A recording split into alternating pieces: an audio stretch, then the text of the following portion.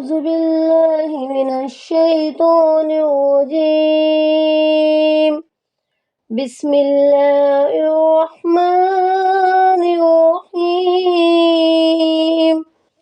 شروع کرتی ہوں اللہ کے نام سے جو بڑا مہربان نہایت رحم والا ہے۔ السلام علیکم ورحمۃ اللہ وبرکاتہ۔ پیارے اسلامی بھائیوں اور بہنوں، آج کا بیان ہے صحابہ کا نماز کے وقت فوراً دکانیں بند کرنا۔ آج کا بیان میں فضائل اعمال سے حکایت صحابہ سے دے رہی ہوں۔ حضرت عبداللہ بن عمر ایک مرتبہ بازار میں تشریف رکھتے تھے کہ جماعت کا وقت ہو گیا۔ دیکھا کہ فوراً سب کے سب اپنی دکانیں بند کر کے مسجد میں داخل ہو گئے۔ ابن عمر فرماتے ہیں کہ انہی لوگوں کی شان میں یہ آیت نازل ہوئی، رجال لا تلہیہم تجارت ولا بیع عن ذکر اللہ، سورہ نور پارہ نمبر 18۔ ترجمہ پوری آیت شریف کا یہ ہے کہ ان مسجدوں میں ایسے لوگ صبح اور شام اللہ کی پاکی بیان کرتے ہیں جن کو اللہ کی یاد سے اور بالخصوص نماز پڑھنے اور زکوٰۃ دینے سے نہ خرید نہ غفلت میں ڈالتا ہے نہ بیچنا۔ وہ ایسے دن کی پکڑ سے ڈرتے ہیں جس میں بہت سے دل اور بہت سی آنکھیں الٹ جائیں گی۔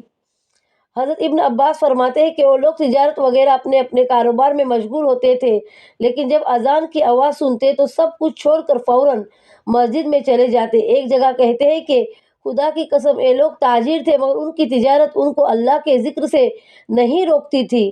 حضرت عبداللہ بن مسعود ایک مرتبہ بازار میں تشریف رکھتے تھے کہ اذان ہو گئی۔ انہوں نے دیکھا کہ لوگ اپنے اپنے سامان کو چھوڑ کر نماز کی طرف چل دیے۔ ابن مسعود نے فرمایا، یہی لوگ ہیں جن کو اللہ جل شانہ نے لا تلہیہم تجارت ولا بیع عن ذکر اللہ سے یاد فرمایا۔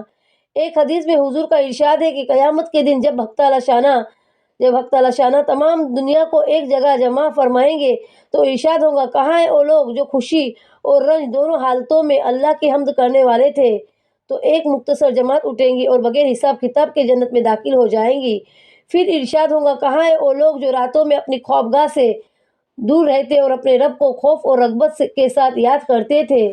تو ایک دوسری مختصر جماعت اٹھیں گی اور وہ بھی جنت میں بغیر حساب کے داخل ہو جائیں گی۔ پھر ارشاد ہوگا، کہاں ہیں وہ لوگ جن کو تجارت یا بیچنا اللہ کے ذکر سے نہیں روکتا تھا؟ تو ایک تیسری جماعت مختصر سی کھڑی ہوں گی اور جنت میں بغیر حساب داخل ہوں گی۔ اس کے بعد باقی لوگوں کا حساب شروع ہو جائے گا۔ پیارے اسلامی بھائیوں اور بہنوں، ہم لوگ ایسے تجارت میں مشغول ہو جاتے ہیں کہ ہم اذانیں سنتے بھی ہیں لیکن مسجد کی طرف رجوع نہیں کرتے، مسجد کی طرف نہیں فوراً چلے جاتے۔ ایسے بھی اللہ ماشاء اللہ سب لوگ ایک جیسے نہیں ہوتے۔ کئی لوگ ایسے ہوتے ہیں جو اذانیں سنتے پھر بھی نماز کو چلے نہیں جاتے۔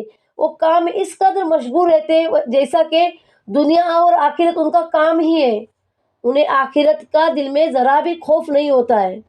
تو پیارے اسلامی بھائیوں، کتنا بھی کیوں نہ کام ہو، کتنے بھی آپ کام میں کتنے بھی مشغول کیوں نہ ہو، لیکن جب بھی اذان سنو فوراً مسجد کی طرف چل پڑا کرو۔ یہ تمہارے لیے آخرت کے لیے، تمہارے اور تمہارے آخرت کے لیے بہتر ہے۔